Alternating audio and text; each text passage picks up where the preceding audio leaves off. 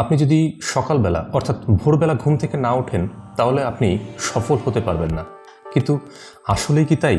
অ্যাপলের CEO Tim Cook বা ডিজনির Bob Iger কি ভোরবেলা ওঠেন বলেই এত সফল, নাকি যারা রাত জেগে কোডিং করে বা সৃজনশীল কাজ করে সেই সব নাইট আউলরাও সফল হতে পারে?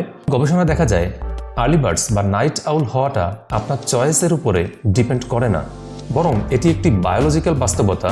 বিজ্ঞানীরা যেটিকে বলছে ক্রোনোটাইপ। গবেষণা বলছে আমাদের মোট 4 ধরনের ক্রোনোটাইপ রয়েছে। বিশ্বের অনেক প্রভাবশালী এবং বিলিয়নিয়াররা কিন্তু নাইট আউল ছিলেন। তাদের ভিতরে রয়েছে mark Zuckerberg, Elon Musk, Barack Obama. আবার অনেক মর্নিং বার্ডরাও কিন্তু সফল, যেমন টিম কুক, অফরা উইনফ্রে। তার মানে কি দাঁড়ালো?